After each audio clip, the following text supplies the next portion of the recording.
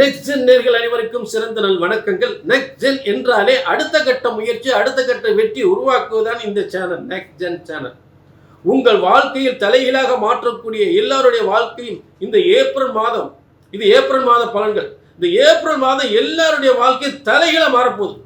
அதற்கு முக்கிய காரணம் தமிழ் புத்தாண்டு. இந்த ஏப்ரல் மாதம், ஏப்ரல் 14ஆம் தேதி தமிழ் புத்தாண்டு. உங்கள் தலையெழுத்து உலகத்தின், அதாவது இந்த நாட்டின் தலையெழுத்தை மாற்ற போகுது. உங்களுக்கு சிறந்த யோகத்தை கொடுக்க போகுது.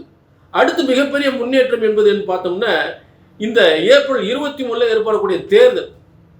மேலும் இந்த ஏப்ரல் மாதம் பிறக்கக்கூடிய நாள் பார்த்தீங்கன்னா பௌர்ணமியில் பிறக்குது.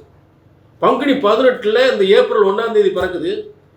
அதாவது பங்குனி 18 ஏப்ரல் பிறக்குது. அதாவது அன்னைக்கு பார்த்தீங்கன்னா பௌர்ணமி யோகமாக இருக்குது.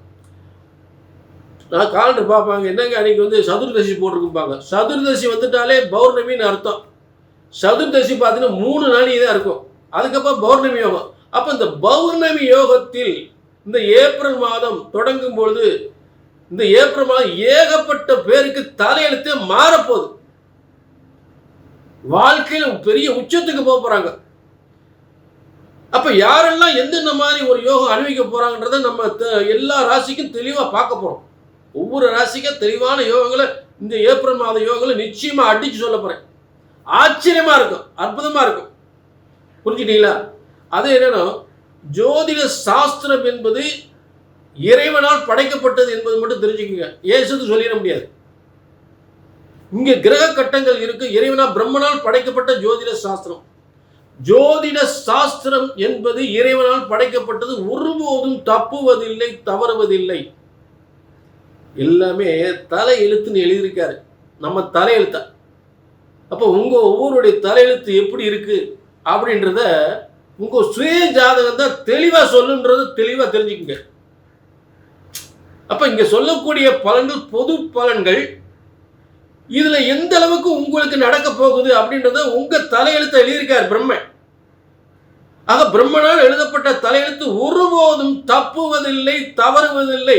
அதை சரியாக கணித்தால், உங்கள் ஜாதகத்தை சரியாக கணித்தால் சரியாக நடக்கும். உங்கள் யோகங்கள் வெற்றியாக உறுதியாக அமையும். நீங்க செய்ய வேண்டிய கீழே நம்பர் நோட் பண்ணிட்டு ஒரு அப்பாயின்மெண்ட் வாங்கி. ஏப்ரல் கன்னி ராசிக்கு எப்படி இருக்கு அப்படின்னு பார்த்தோம்னா, இப்ப கன்னி ராசி, இந்த கன்னி ராசியில என்னென்ன நட்சத்திரம் இருக்கு பார்த்தீங்கன்னா, உத்திரம், ஹஸ்தம், சித்திரை, இந்த 3 நட்சத்திரங்கள். அப்ப இந்த சந்திரனுடைய நட்சத்திரத்திலிருந்து சந்திரனை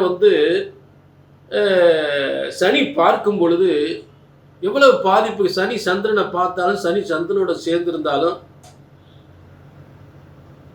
என்ன பாதிப்பு தரும்ன்றது எல்லாருக்கும் ஓரளவு தெரியும். புரிஞ்சுட்டீங்களா? ஆக இந்த சந்திரன் ராசியை, அதாவது சந்திரனை சனி பார்த்த சப்தமஸ்தானத்திலிருந்து 180 டிகிரி பார்க்கும் பொழுது